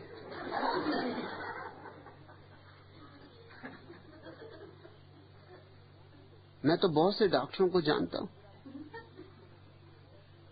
अनिद्रा के रोगियों को वो कहते हैं भैया धर्मशाला में जाओ, अगर कोई और सामक दवा काम न करे तो फिर ये दवा जरूर काम करती। और धर्मदास मैं तुम्हें जानता हूं, भली भांति पहचानता हूं, 100% नींद ही है। मैटरनिटी हॉस्पिटल के जनरल वार्ड से नर्स गोद में एक काला कलूटा अधमरा सा बच्चा लिए बाहर निकली। बाहर खड़े अनेक व्यक्तियों के बीच नसरुद्दीन जोर से बोला, सिस्टर ये बच्चा मेरा है। नर्स को तो बहुत आश्चर्य हुआ। वह बोली, मगर नसरुद्दीन तुमने पहचाना कैसे कि तुम्हारा ही बच्चा है? नसरुद्दीन बोला, अजी मैं अपनी बीबी को अच्छी तरह जानता हूं, जो भी चीज बनाती ऐसा ही जला भुना देती।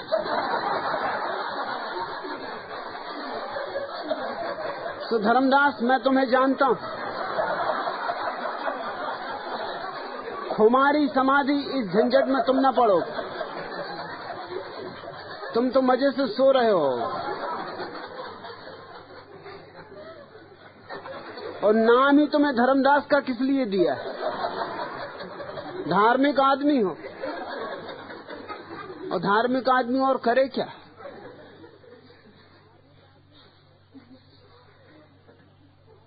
दर्शन को भी तुम आते हो तो मैं चकित होता हूं कि कैसे चले आ रहे।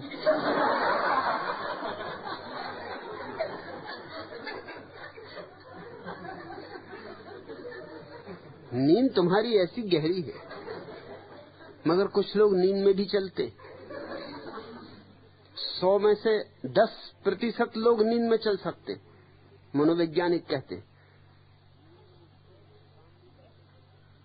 नींद में उठते हैं, काम भी कर लेते, फिर सो जाते, जाके किचन में टटोल के कुछ खा पी आते, फिर सो जाते, और सुबह उनसे पूछो उन्हें कुछ याद नहीं। नींद में चलना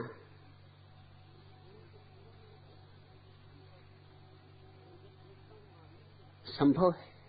तुम्हें जब देखता हूं आते तो मैं सोचता हूं ये चले आ रहा है चमत्कार।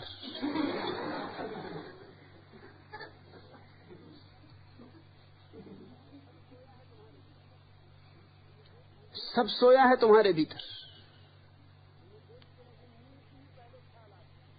तुम्हें देख के मुझे नींद की ही पहले ख्याल आती। असल में तुम अगर ज्यादा मेरे साथ सत्संग करो तो तुम्हारे जगने की कम संभावना मेरे सो जाने की ज्यादा है।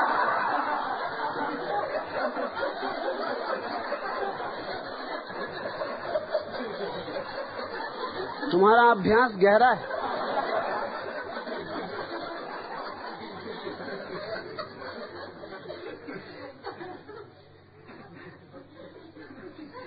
कई सन्यासी अपने बच्चों को सन्यास लिवाने ले आते, जब तक उनका नाम पुकारा जाए जब तक बच्चे सो जाते, तो बेचारे पिता या माँ थोड़े से हतप्रभ होते हैं, कहते हैं क्षमा करें। मैंने कहा तुम बिल्कुल फिक्र मत करो, ये मेरा रोज के ही काम है, सोए लोगों को ही सन्यास देना। ये बच्चे तो बेचारे सच्चे हैं, सो मजे से सो रहे हैं, बाकी चालबाज हैं, आंख भी खोले और सो भी रहे हैं।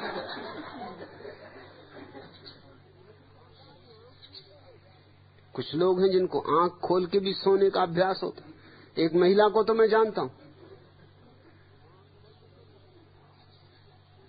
कि वो आंख खोल के सो सकती, उनको मैंने आंख खोले सोए हुए देखा है। जब वो कभी मेरे घर आके मेहमान होती थी तो मैं छोटे बच्चों को डराने के लिए उनका उपयोग करता था कि जब भी वो सो बच्चों को भेजूं जरा अंदर जाके देखो क्या हो रहा है। बच्चे देखें कि नींद भी लगी, घुर्राटा भी चला और आंखें भी खुली।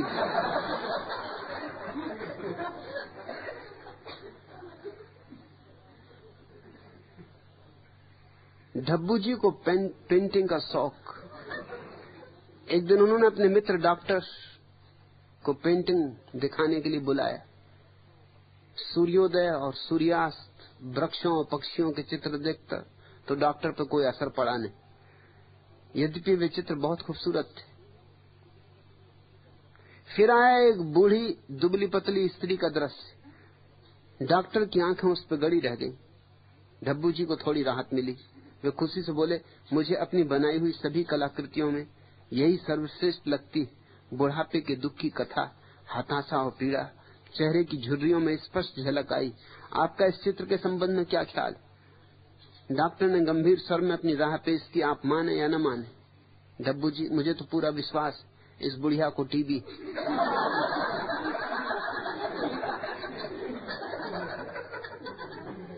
धर्मदास, तुम्हें नींद की बीमारी। तुम जब सोते हो तब तो तुम सोते ही हो, जब तुम जागे हो तब भी तुम सोए हो।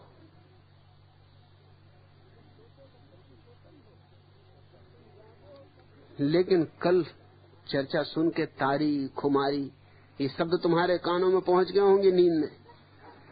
तुमने सोचा होगा हो न हो, यह भी खूब रही, हमें तारी लगती रही अब तक और हम नींद समझते रहे। आदमी को सुंदर सुंदर व्याख्याएं मिल जाएं अपनी बीमारियों की, तो उनको बीमारियों को ढांक लेने की कोशिश करने में लग जाता है। लोग अपनी विक्षिप्तता को धर्म कह सकते हैं, लोग अपनी मूढ़ता को धर्म बना लेते हैं, लोग अपनी निद्रा को भी समाधि कह सकते हैं। लोग चाहते हैं अच्छे शब्द। अहंकार ऐसा आतुर। एक सज्जन है, उनको मिर्गी की बीमारी,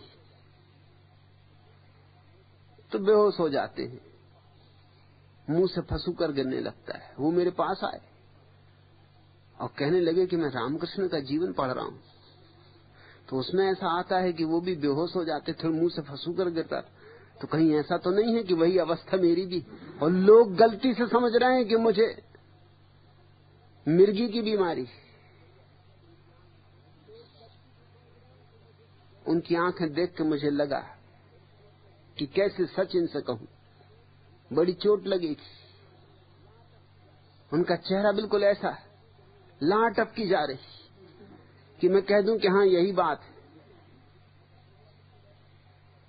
मगर मैं ये कहूं भी तो कैसे कहूं? मगर उनकी उत्सुकता यही है कि अगर मैं कह दूं कि हां तुम्हें भी वही अवस्था आ गई जो रामकृष्ण की थी, तो वे इतने आनंदित होंगे कि उनके आनंद का कोई हिसाब ना होगा। फिर वे घोषणा करेंगे दुनिया में, कहा गुरु है अगर कोई सच्चा तो यह।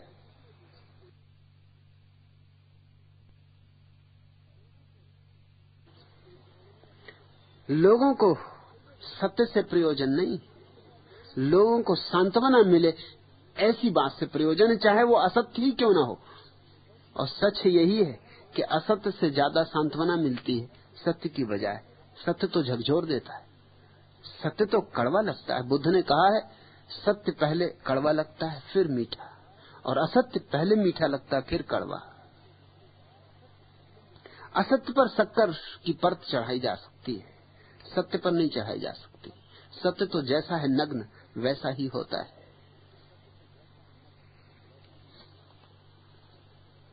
एक धर्मगुरु अपना व्याख्यान दे रहे थे। मुल्ला नसरुद्दीन और उसकी पत्नी गुलजान सामने वाली पंक्ति में ही बैठे हुए थे। तभी धर्मगुरु ने देखा कि मुल्ला की पत्नी तो वहीं बैठे बैठे ही आंख बंद करके घुर्राटे लेने लगी। धर्मगुरु ने थोड़ा तो बेचैनी प्रकट की, कसमसाया, फिर भी शांत रहा। पर थोड़ी देर बाद मुल्ला ने अपनी छड़ी उठाई, अपनी टोपी सीधी की और उठकर चलता बना। धर्मगुरु को यह तो बहुत बुरा लगा कि कोई उठकर चला जाए। वह तो खैर ठीक कि कोई सो जाए, मगर उठ के चला जाना किसी का धर्मगुरु को बहुत अखरा। धर्म सभा के अंत में उन्होंने मुल्ला की पत्नी से कहा कि देख, तू व्याख्यान के बीच सो गई सो ठीक, मगर तेरे पति को क्या हुआ? मैंने ऐसा क्या कहा कि वह उठकर ही चला गया? गुलजान बोली, महोदय आप चिंता न करें, दरअसल उन्हें नींद में चलने की आदत है।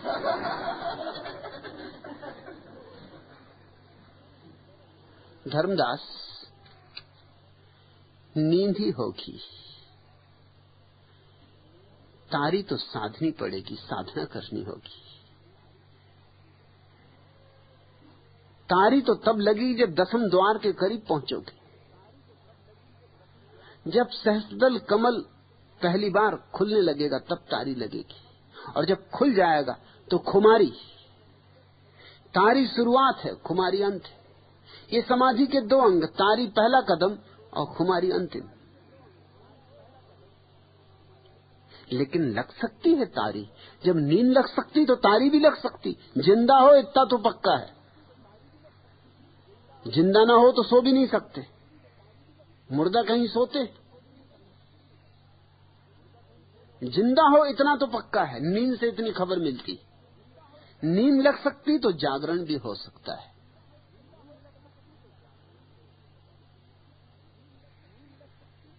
नींद में ही जागरण की क्षमता छिपी, नींद के ही आवरण में जागरण छिपा है। जैसे बीज की खोल के भीतर फूल छिपे। तो घबराओ मत, मगर झूठे आश्वासन भी मत मांगो। मैं आखिरी आदमी हूं जो तुम्हें कोई आश्वासन दे सकूं। मैं तो कोई अवसर नहीं चूकता, जबकि मैं चोट कर सकूं तो जरूर करता हूं। बिना चोट किए तुम जग नहीं सकते। अब एक बात पक्की है कि इतनी बातें तुमने जग के सुनी होंगी। ये बात बिल्कुल पक्की कि धर्मदास अभी नहीं सो सकते। अभी कैसे सोएंगे? अभी तो उनकी जान पे गुजर रही होगी कि ये मारा कि भीतर ही भीतर कह रहे होंगे कि किस दुर्घड़ी में ये प्रश्न पूछ लिया। अभी नहीं सो सकते। अगर अभी सो रहे हो तो बोलो, अभी नहीं सो सकते। अभी तो बिल्कुल जगे होगे, अभी तो एकदम जाग गए होगे। चोट पड़ेंगी बार बार तो जागने लगोगे। सद्गुरु का काम ही यही है कि वो तुम्हारी नींद को तोड़ दे, चाहे ये कितनी ही पीड़ादायक, कितना ही कठोर कृत्य मालूम क्यों ना पड़े। सद्गुरु की करुणा यही है कि अगर उसे कठोर होना पड़े तो कठोर हो। ले चलेंगे तुम्हें तारी की तरफ, ले चलेंगे तुम्हें खुमारी की तरफ। उसी का तो सारा आयोजन है। तुम्हें डुबा देना है शराब में, खुमारी में, रोआ रोआ डुबा देना है। तुम्हारे भीतर कोई अणु भी न रह जाए प्यासा। शराब में तुम्हें डुबकी लगवा देनी। लेकिन जागे बिना ये नहीं हो सकता। जागने की प्रक्रिया सीखो। धर्मदास विपස්සना में उतरो, ध्यान करो, होश संभालो। धीरे धीरे छोटे छोटे काम होशपूर्वक करने लगो। चलो तो होशपूर्वक, बैठो तो होशपूर्वक। कम से कम यहां जब रहो, जब सत्संग में बैठो तो अपने को झकझोर के बैठो। नींद आए तोड़ दो नींद को। और ऐसा नहीं है कि तुम तोड़ना चाहो तो ना तोड़ सको। घर में आग लग जाए, उस रात तुम सो सकते हो। दिन भर के थके मांदे घर लौटे हो, ऐसा लगता है कि गिरते ही बिस्तर पर सो जाएंगे, और घर में आग लग जाए, फिर रात भर जागे रहोगे। तुम्हारे संकल्प की बात है, तुम्हारे निर्णय की बात है। जागना चाहो, निर्णय करो, संकल्प करो, तो कोई पृथ्वी पर तुम्हें सुला नहीं सकता। और तुम जाग जाओ तो ही परमात्मा की पहचान हो सकती है। सोए सोए तो जो पहचान होगी पदार्थ की होगी, परमात्मा की नहीं। देह की होगी, आत्मा की नहीं। व्यर्थ की होगी, सार्थक की नहीं। सोए रहे तो सपनों के जाल में खोए रहोगे, माया। और जागे तो माया समाप्त, सपने समाप्त, तो प्रभात हो गई, भोर हो गया। फिर तुम पंख फैला सकते हो, फिर आकाश में उड़ सकते हो।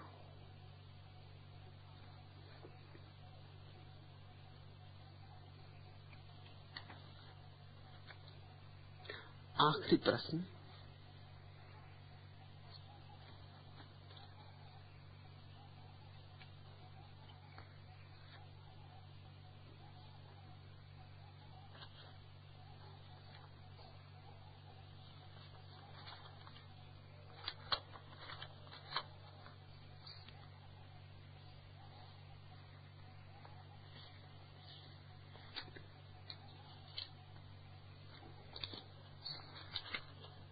भगवान, मैं राजनीति में हूं, क्या राजनीति छोड़कर सन्यासी बन जाऊं?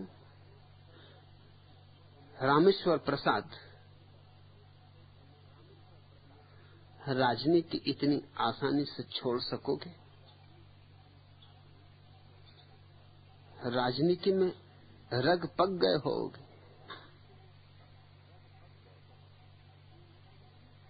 राजनीति भीतर घुस गई होगी। कहीं ऐसा तो नहीं है कि इस चुनाव में हार गए हो तब सोचा कि चलो सन्यासी हो जाएं। तब सन्यास भी राजनीति होगी और कुछ नहीं, कि चलो एक अपनी हार को भी जीत का ढंग दे दिया कि कह दिए कि अंगूर खट्टे। कह रहे जीतनी कौन चाहता था कि हमें रस ही नहीं राजनीति में। नहीं तो अचानक तुम यहां आ कैसे गए?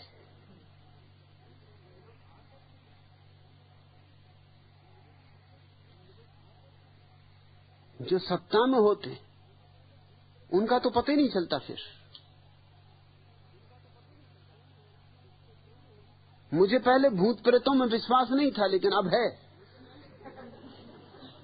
क्योंकि इतने भूतपूर्व मंत्री, इतने भूतपूर्व मुख्यमंत्री, इतने भूतपूर्व उपमंत्री कि लगता है कि भूत प्रेत भी होते।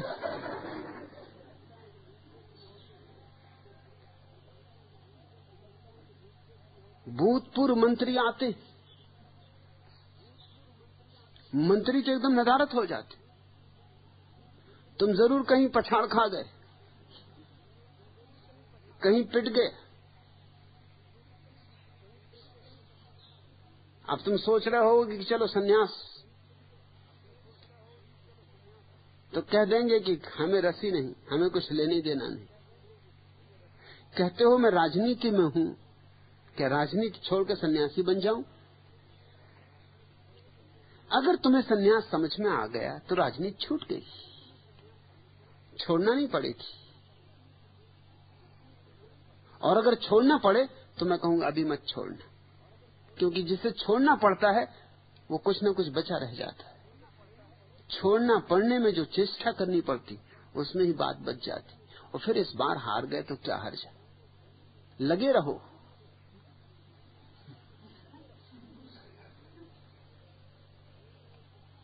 कितने ही पिटो मगर लगे रहो, तो एक न एक दिन घुस ही जाओगे। 100 जूते खाएं, तमाशा घुस के देख। जूतों मूतों की फिक्र मत करना, ये तो अच्छे लक्षण, ये तो इस बात की खबर है कि जनता तुम्हें पहचानने लगी। खाते रहे जूते तो एक दिन तमाशा घुस के देखोगे। और तमाशा दिल्ली बिना पहुंचे कोई देख सकता नहीं, तमाशा तो सब वहीं। लगे रहो, इतनी जल्दी क्या हारना।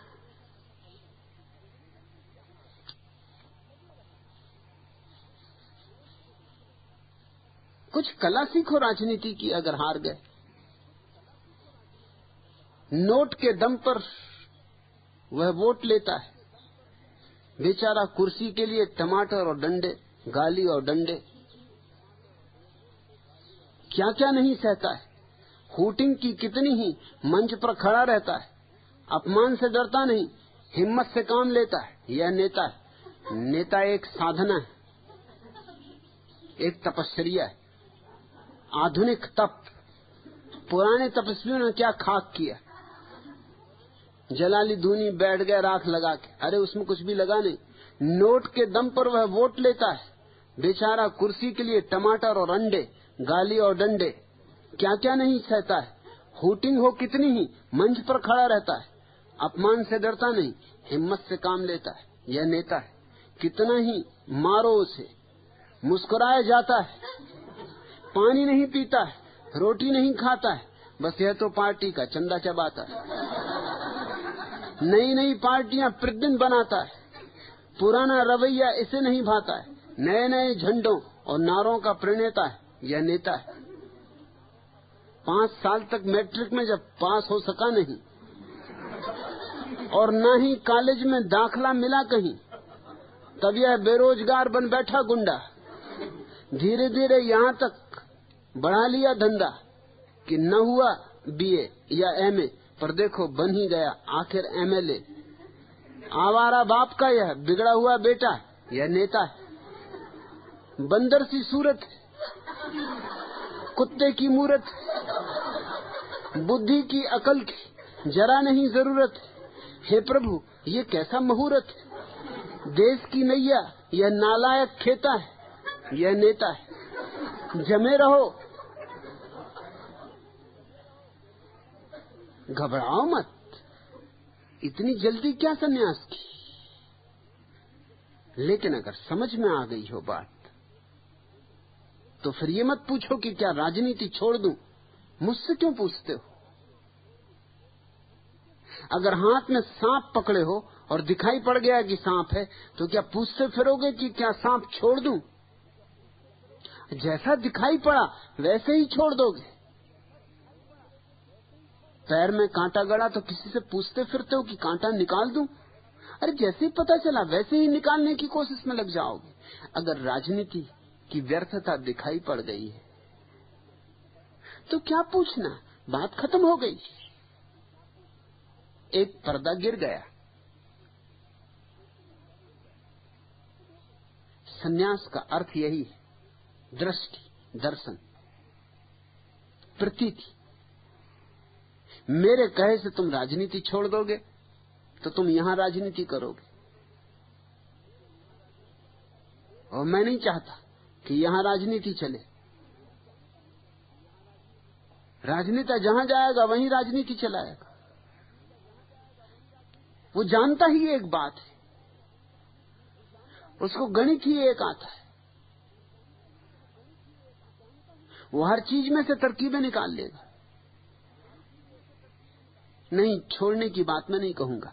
हां, अगर तुम्हें दिखाई ही पड़ गया है, अगर मेरी बात तुम्हें सत्य लग रही है, लगता है कि जीवन ध्यान होना चाहिए, सुरति बननी चाहिए, कि जीवन परमात्मा की तलाश होनी चाहिए, तो पूछो मत छोड़ने की बात खत्म हो गई। फिर सन्यास तुम्हारा है, फिर मैं राजी हूं सन्यास के सारे आशीर्वाद तुम पर वर्षा देने को, और तभी तुम सन्यासी हो सकते हो। राजनीति छोड़कर नहीं, छूट जाए तो बोधपूर्वक चेष्टा करके त्याग न करना पड़े। सिर्फ समझ काफी है। समझ ही अगर त्याग बने किसी चीज का तो त्याग सच्चा होता है, और अगर समझ के बिना तुम जबरदस्ती करके त्याग कर दो तो त्याग सच्चा नहीं होता। पीछे के दरवाजे से सारी बात वापस लौट आती, फिर वही खेल शुरू हो जाते। ऊपर से राजनीति छोड़ दोगे, भीतर घुमड़ेगी, और भीतर घुमड़े इससे बाहर ही बेहतर है। इसलिए रामेश्वर प्रसाद, मेरी सलाह है, समझो, सुनो, गुनो, और अगर मेरी बात सत्य दिखाई पड़ जाए, मैं नहीं कहता मानो, मैं कहता हूं समझो, गुनो।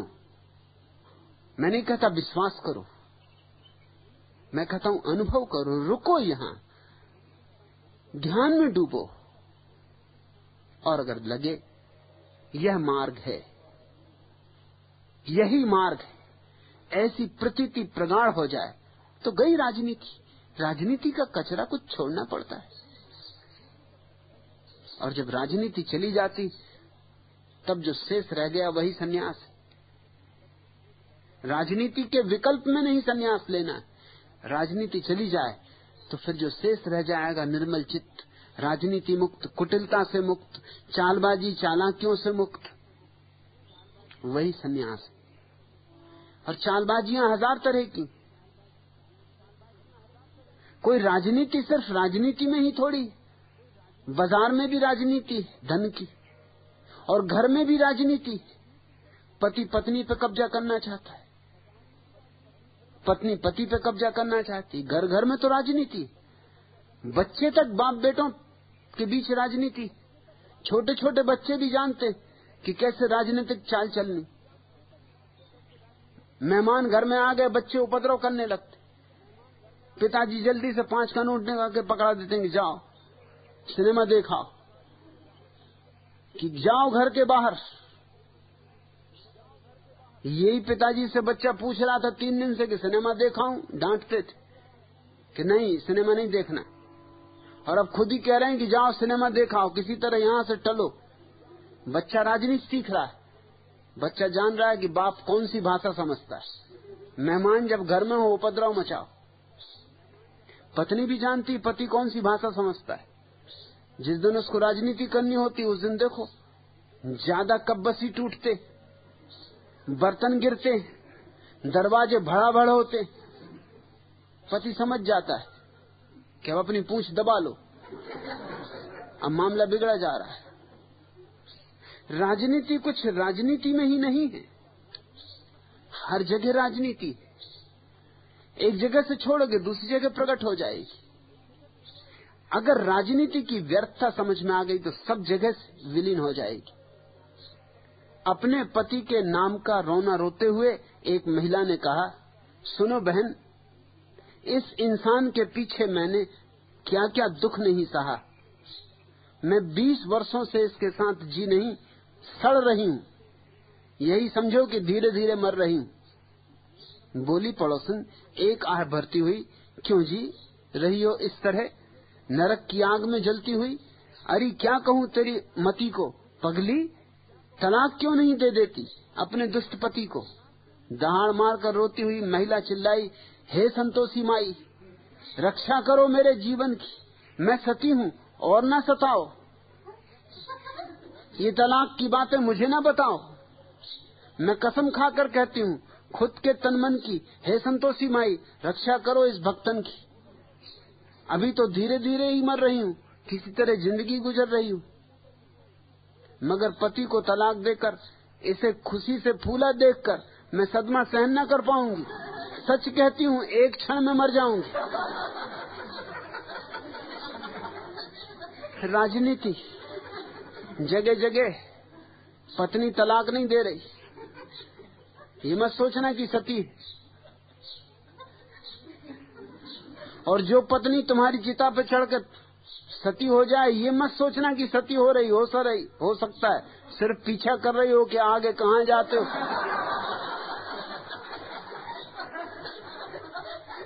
कि देखूं बच के कहां जाते हो।